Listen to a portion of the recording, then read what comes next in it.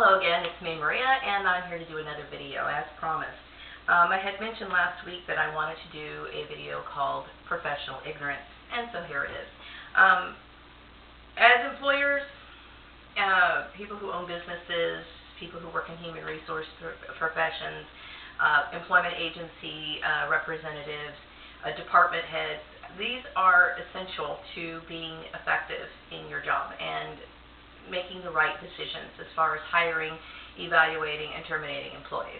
These are laws that are on the books in all 50 states, and some are exclusive to California. I'm going to go over the list of the laws of California as well as the 50 states, and I hope that maybe you will decide to implement them and remember them and avoid being ignorant in your profession. There are three laws here that apply both to federal as well as California state law. They are lumped together. They're written separately, but I'm going to lump them together. There's race, color, and national origin.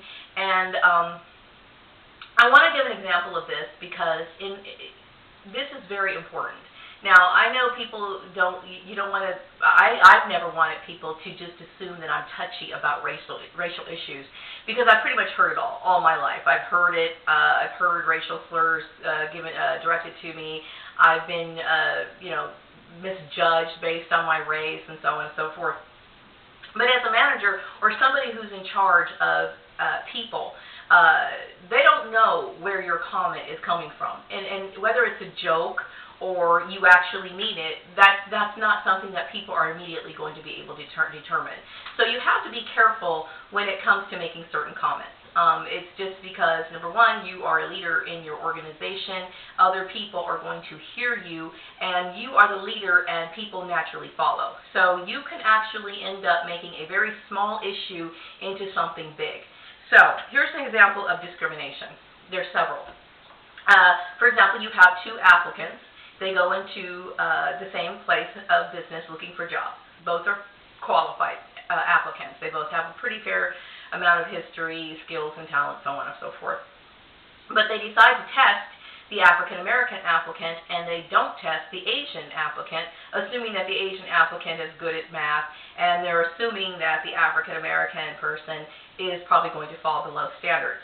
This is a form of discrimination. If tests are supposed to be given, they should be given to everyone equally, and that would avoid any misunderstandings or assuming that this person was being discriminated against. In order to be fair in the workplace, everybody has to be treated. They have to be given the same test, and everybody should be evaluated on the same skill level. So those are the three that are really important for employers. Well, they're all important, but I'm basing this on my experience. Now, like I said, I am not somebody who jumps to conclusions a lot of times, but I honestly, in the past, when people would say things to me at work, especially somebody in a position of authority, it makes me wonder, because I don't know if they're kidding or not. I don't really have a lot of close associates, so for somebody to say something inappropriate or do something inappropriate, I have no idea where it's coming from. You could just be, repeating a line off of what you heard on television, trying to be funny, or trying to think that you're relating to me, which, let me tell you right now, you're not when you do that. Or you could be, the Grand Master of the Ku Klux Klan. I mean, I don't know where you're coming from, and most people wouldn't know where you're coming from. So in order to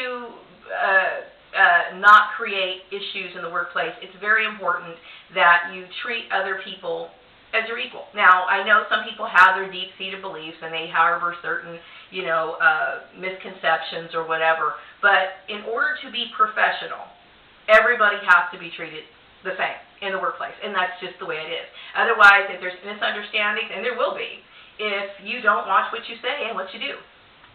Okay, those are three: race, color, national origin. Religion. I'm going to talk about my experience being blacklisted. I believe the reason why, I think there's several reasons why I've been blacklisted, and all the reasons why I've been blacklisted are illegal, but one that comes up to the surface a lot is religion. Now, I'm never going to say that religion should not be a part of the workplace. As a matter of fact, here in California, I believe, California, or is it federal? Whatever. The point is that there are accommodations to be made for people who are of whatever religion. Like there are certain holidays that perhaps Jews or Muslims observe, and they are allowed to take those days off, okay? They are allowed to practice their religion however they want to, okay? And they don't necessarily coincide with the majority religious beliefs. For example, we have Christmas, we have Easter, so on and so forth. And some of these people have, like, Hanukkah observances or Yom Kippur or whatever. And they're allowed to practice their religion. But when you use religion as a determining factor, whether a person's going to receive employment or how they're going to be evaluated on the job, or even firing somebody for religion, it could put an employer in a very bad position. Now, managers who pressure employees to go to church, I understand that Christians have a responsibility to prophesy. That's something that was listed in the Bible. And prophesizing means basically spreading the good word, and there's nothing wrong with that. But the thing is, we live in the United States of America. And here in this country, one of the reasons why this country was established is to have freedom of religion. And that means that whoever is entitled to employment, regardless. And you can't make that a stipulation as to whether a person is going to be hired or not. So managers who pressure employees to go to church could land themselves in hot water, and I'm going to give you an example. Let's just say, for example, we have a man named Stan. Now, Stan was just recently hired. He's been on the job for about 3 weeks. Stan is a Jewish man, and his boss is Larry. Larry goes to an all-Christian church, and he's really enthusiastic about his faith and all. And so Stan, one day, he's talking to his boss, and Larry says, hey, I know you're Jewish, but, I want you to come to my church. And so Stan says, I'm really happy with where I am, and, I think that's great, but, I'm going to stay where I'm at. And so now, but this didn't just happen one time. It continually happened over and over again. Other people heard it, and they kept, trying to drag Stan into going to church and so on and so forth. And, even if it's lighthearted, it could still end up in problems. Because let's just say, for example, now Larry gets instructions from the headquarters, and now they have to lay off some people because, they're not doing as well as they thought they were going to, and now they have to, eliminate some positions. And so, the actual situation is, how it goes, last hired is the first fired. So in this case, Stan was there for 3 weeks, and so he's on the chopping block. But how does he know that? All he knows is that he didn't get invited to, he was invited multiple times by his boss, and other people chimed in. There was major pressure for him to attend, church when this man's obviously Jewish. And this is an example, okay? But now he's being terminated. How does he know that he's not being terminated because of religion? And so my point is that, and he could turn around and try to sue you because, you said it, his department head, kept pressuring him, and other people started pressuring him, and they were basically kind of demanding it because they mentioned it more than one time. And here's this guy sitting here like, well, I got discriminated against. Can you prove that you didn't? And you don't want to put yourself in that awkward position. Another one is sex. This includes pregnancy, childbirth, and medical conditions. Now, we as American citizens can have as many children as we want to, and this applies in the workplace as well. So you can't let somebody go because they're pregnant. And actually, I've been asked, questions several times about, if I had children, at job interviews, and I would be very careful with that because, that doesn't necessarily relate to sex, but it does relate to the fact that I've had children, and that could be something that people can use to discriminate against other people. Disability.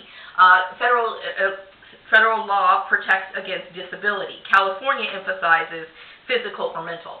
And so, you can't discriminate against a person. Let's just say, for example, they were hired and they were fully able to walk around and everything, and the next thing you know, this person ends up in a wheelchair. Can you terminate them?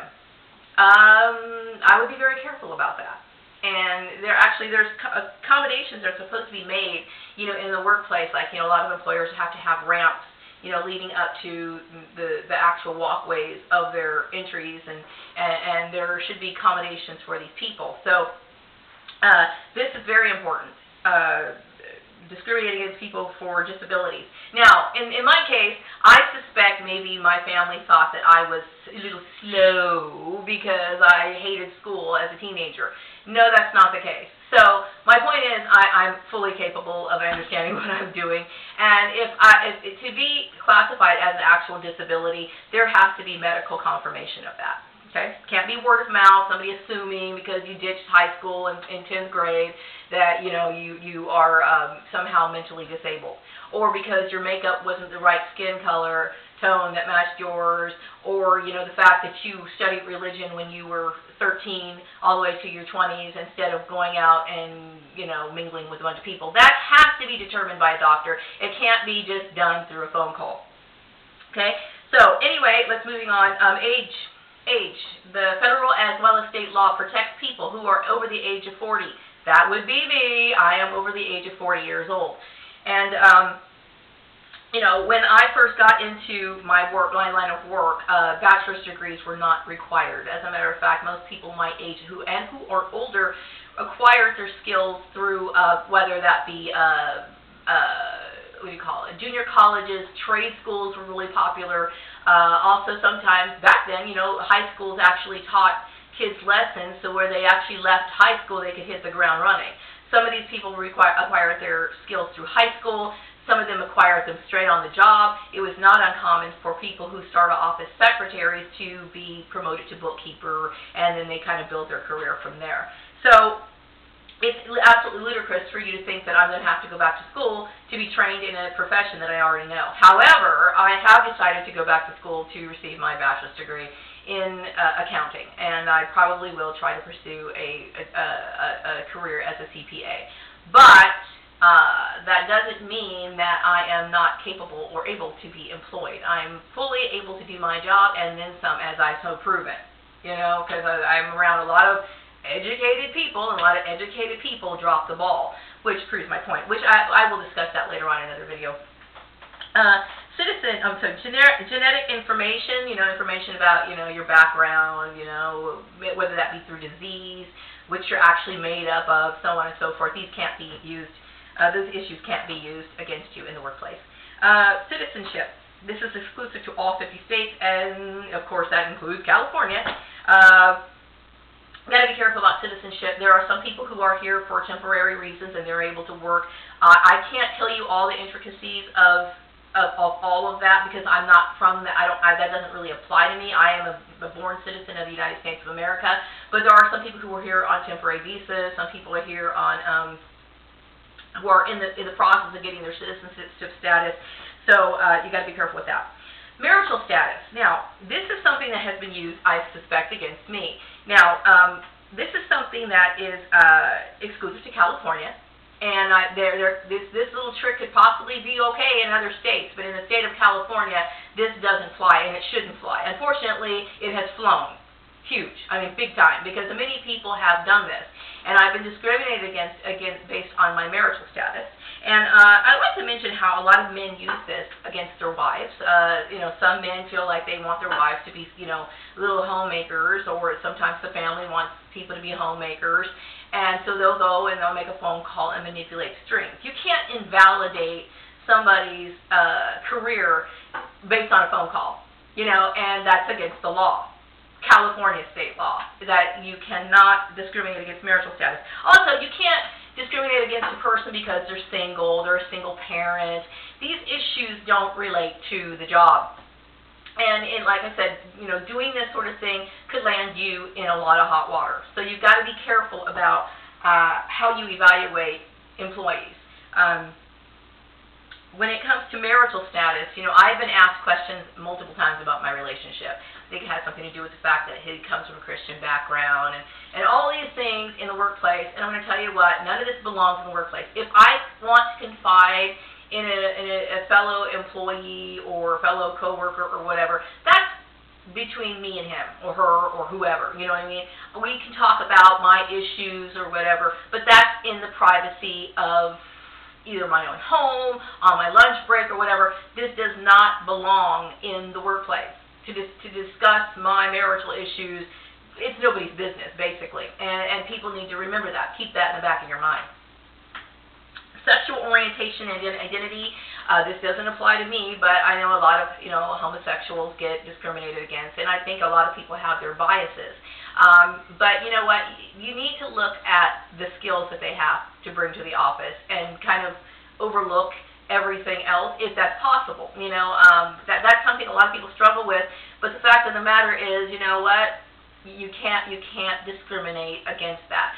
And if people do, you should be very careful about what you say, about people who live those lifestyles, because, I hear a lot of jokes that go on in the workplace about that lifestyle or that, I would say lifestyle. Now, I'm not trying to offend anybody, but I'm just saying it's a lifestyle. It's a little different than, the traditional ideals of society.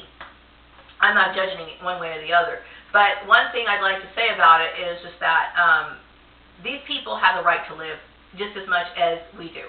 And whether you like their partner or you don't like their partner, you need to look at their skills. If we look at people's skills, if we follow these laws, then we have nothing else to go on. We are going to utilize these skills to the best of our ability, and that's what you should do. And it's very difficult for a lot of people to do that. But the law says that you should do that. Let's see, AIDS, HIV, that's something you should not be discriminated against. Medical condition, that kind of goes along the same lines.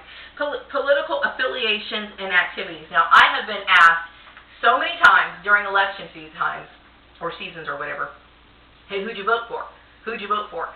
Now, I'm not a stickler. I'm not trying to say, I'm not a stick in the mud. I'm not saying that these things shouldn't be discussed in the workplace. Not at all, okay? But, can that lead to some form of discrimination? A Republican may want to fire all the Democrats, and vice versa. So political affiliations can be touchy, a very touchy subject.